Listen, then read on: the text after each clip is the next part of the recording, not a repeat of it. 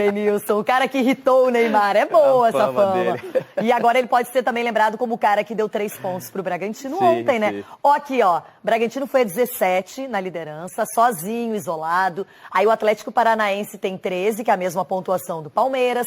O Fortaleza, 12. Bahia, ó, o Bahia perdeu, mas tá fazendo uma campanha bem legal. Tá com 11. O Santos já subiu na tabela, chegando em 6º lugar. O Diniz, hein? Será que dura? Tomara que dure, porque merece. Aqui o Atlético Goianiense, que foi derrotado ontem, ficou na 7ª colocação. O Galo despencou um pouquinho, não é? Tava vindo bem. É, o 8º colocado. Fluminense que empatou com o Corinthians na 9ª. E o Flamengo, que tem jogos a menos. Aqui a gente viu o Atlético Paranaense também com jogo a menos, Atlético Goianiense, enfim. Flamengo é 10º. Agora a gente vira a tabela. Aqui que o bicho pega, gente. Aqui é um sufoco. Você nunca colocou tantas vezes a tabela no jogo aberto que você tá colocando. Mas daqui a pouco acho que eu nem vou mostrar a tabela mais. Pelo seguinte, calma, vou explicar tudo, Negrão. Você põe o terror nas torcidas, Negrão. Ó, o Corinthians com 9 pontos, é uma turma grande, começou no Flamengo. Corinthians, Ceará, Inter e Juventude, todo mundo com 9 pontos na tabela. O Sport aí se distancia um pouco, é o 15º com 5. Cuiabá também tem jogos a menos, 4. São Paulo, 4, com jogos completos. Assim como a Chapecoense também tem 4. O América tem 3 e o Grêmio tem jogos a menos também. Jogos contra Cuiabá e Flamengo, eu diria. O Grêmio hoje tá a 15 pontos do Bragantino. Ela tá muito... Você tá estudando demais. Eu nunca usei tanto a minha calculadora, tá furada em casa. Porque eu tenho medo, você viu a sequência do Inter? Sim, mas a verdade é que, assim, com todo o respeito ao América e à Chapecoense, que eu acho que é um campeonato diferente pra eles, e de repente essa zona de rebaixamento nunca é bom, ninguém tá na zona de rebaixamento, mas acho que é um campeonato que eles vão lutar aí nessa parte de baixo da tabela. Agora, o Grêmio e São Paulo, eles precisam acordar no campeonato. Denilson, se pudéssemos voltar, eu não sei se o Dieguinho consegue voltar na primeira parte da tabela, porque a gente tem que dar realmente aqui destaque pro líder do campeonato. O Bragantino vem com o Barbieri desde o ano passado, acabou de contratar a maior contratação do Bragantino para Praxedes do Internacional, que é um meia extremamente versátil e de muita qualidade. O time já tem o Arthur, voltou o Claudinho ontem, que é uma peça fundamental. O Léo Ortiz foi chamado para a seleção, agora não é brasileira. Então o Bragantino, Cleiton também é um goleiro que está muito mais confiante. Estou gostando desse time. Que ontem fez um bom primeiro tempo. Cleiton fez um bom primeiro tempo. Acho que os goleiros se destacaram ontem no primeiro tempo. O Campeonato Brasileiro é um campeonato de regularidade, né, Leirão? Então, assim, é legal ver o Bragantino jogando um bom futebol, um time muito compacto, tem inteligência para jogar. Obviamente o Claudinho é um diferencial, mas você vê uma entrega de Elinho, de Arthur. Ontem Evangelista e Raul no meio do campo também fazendo essa proteção para a zaga. Enfim, é um time interessante. O tempo de trabalho faz com que a gente tenha essa perspectiva de resultados positivos, como vem acontecendo com o Bragantino. Só que como um campeonato é um campeonato de regularidade, aí está o desafio do Bragantino. Começa a entrar nessa questão. Tem uma gordura já no campeonato, como é que a gente vai fazer para manter essa gordura? O campeonato ainda tem muitas rodadas ainda para disputarem, então o mais difícil vai ser agora essa manutenção. Até porque tem outros times aí chegando, o caso do Santos que você falou da recuperação, o próprio Palmeiras, o Galo, que já está oscilando nesse início, mas é um time que tem condições de chegar também lá na frente. Então o desafio, acho que maior passa a ser agora essa regularidade, porque todos os times vão oscilar. O Bragantino ainda não teve essa oscilação. Eu não sei se... Olha só essa informação, Mari, que está chegando também sobre o Felipe Anderson, hein? A informação que vem ali da Itália, né? Que o meia estaria na mira do Flamengo. Vale lembrar que a Lazio, por onde o Felipe Anderson também já passou, também está interessada no jogador. É isso, Então, os rubro-negros estão tão empolgados, Mari. Pois é, o jogador de 28 anos pertence ao West Ham da Inglaterra e defendeu por empréstimo na última temporada o Porto de Portugal. E aí, como o Bruno já adiantou, segundo a imprensa italiana, o West Ham deseja ceder Felipe Anderson a outra equipe. A Lazio da Itália também está interessada e o Felipe Anderson teve uma boa passagem pelo time durante 5 temporadas. O West Ham quer receber cerca de 8 milhões de euros para fechar o empréstimo do meio-campista. Aproximadamente, Bruno, 47 milhões de reais, metade do seu salário. O Flamengo fez a sondagem inicial por Felipe de euros para fechar o empréstimo do meio-campista. Aproximadamente, Bruno, 47 milhões de reais, metade do seu salário. O Flamengo fez a sondagem inicial por Felipe Anderson, mas segundo o portal Gol, ainda não apresentou uma proposta oficial. Felipe Anderson foi revelado pelo Santos, está desde 2013 no futebol europeu. É muito dinheiro, hein, Bruno? É bastante, né? É um jogador com moral ainda também lá na Europa. Eugênio, vamos lá, hein? Olha só, Kennedy... Bom, primeiro, Marra, Felipe Anderson. Como é que tá esse... Assim, de confiança dele com o jogo, e por isso o West Ham achou melhor ele rodar um pouquinho, e também ele precisa resgatar a confiança. É que os valores ali são tão altos, né, Eugênio? É difícil a gente pensar nisso, né? E o Kennedy, você acha que é mais viável? Hein, Mário?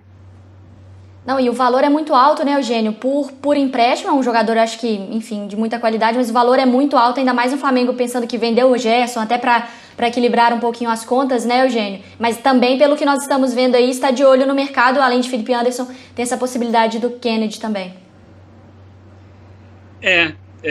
As duas situações são semelhantes. Eu falei agora há pouco sobre o Kennedy e o Felipe Anderson.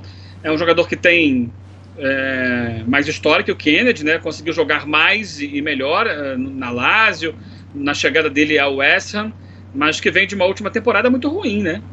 Em que não jogou na Premier League e que foi titular apenas uma vez, depois que foi para o Porto no Campeonato Português. Começou um jogo no Campeonato Português, um jogo em Champions, um jogo na Taça de Portugal e 2 jogos na Taça da Liga. É muito pouco, né? É muito pouco para um jogador com esse cartaz. Talvez faça bem para ele uma volta ao Brasil e talvez se encaixe nessa necessidade do Flamengo por um meia, né? Após a saída do Gerson. Mas não é de animar muito, não. Nenhum, nem outro, sinceramente falando. Mas a gente sabe que a realidade financeira hoje é diferente do que o Flamengo tinha há 2 anos, quando montou o time atual. Você sabe que às vezes eu acho assim, que essa questão do Kennedy, pelos números até que o Eugênio está trazendo, é uma coisa assim, deu tão certo com o Gerson, porque eles apareceram juntos, né, naquele Fluminense ali de 2015, era Kennedy e Gerson, né? Aí os dois foram vendidos, acho que talvez tenha um pouco dessa lembrança, assim, poxa, deu tão certo com um, será que não vai dar com o outro, né? Apesar de serem jogadores aí diferentes. E a história do Muniz, Marra? O Marca está informando hoje que o Atlético de Madrid está interessado no jogador, e inclusive que quando existia aquela conversa do Muniz com o Genk, né, lá da Bélgica, lembra que a negociação parou assim, ninguém entendeu direito o que era justamente porque já tinha uma sinalização do Atlético de Madrid, e é por isso que os dirigentes ou os empresários do Gerson agora negociam com os espanhóis. Do Muniz, né? Eu acho o Muniz que a gente precisa ver mais do Muniz, mas o que a gente tem visto é muito legal, né? Daquele jogador da área, daquele jogador de presença, de movimentação. Recentemente, Bruno, me lembra aqui, a gente viu um gol do Flamengo numa troca de passes que saiu desde lá de trás, envolvendo todo o ataque, todo mundo participando, e só 2 jogadores ou 3 não tinham tocado na bola, e um deles era o Muniz. Mas aí alguém...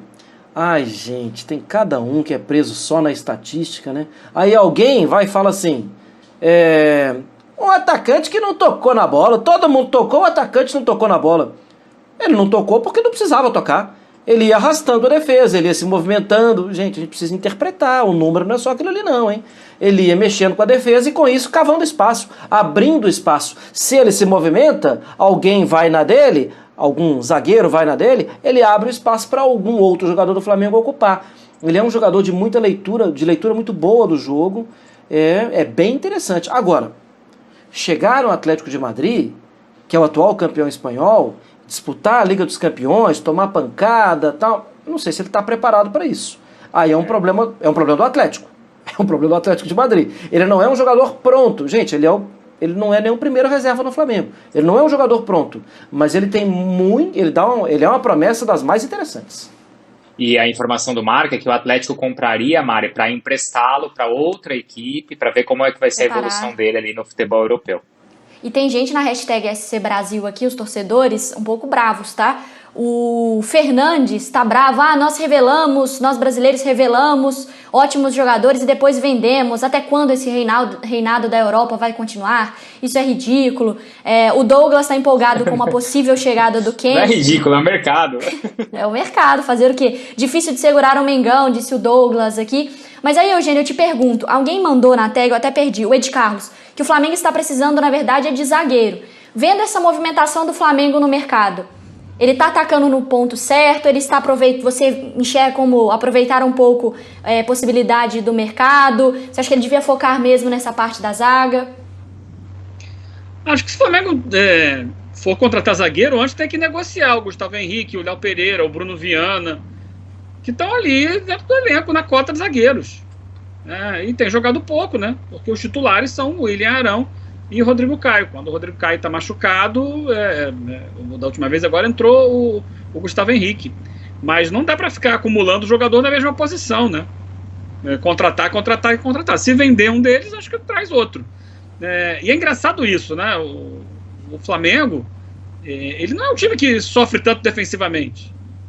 Você pode olhar os números aí, não está longe de ser uma das defesas mais vazadas. É uma das defesas que menos sofre ataque. Então, eu acho que assim, as pessoas focam muito nessa questão da defesa do Flamengo, zagueiro. Hoje o Arão é um dos melhores zagueiros do Brasil. É um jogador adaptado ali, e é um grande mérito do Rogério Ceni.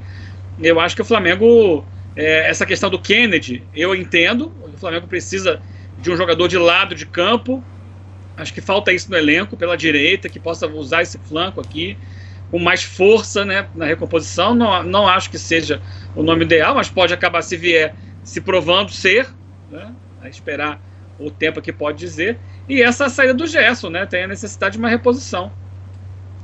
Ponto. Não acho que assim a zaga seja esse desespero, não.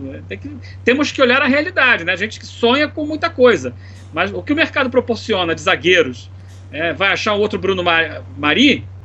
De repente, se achar, beleza.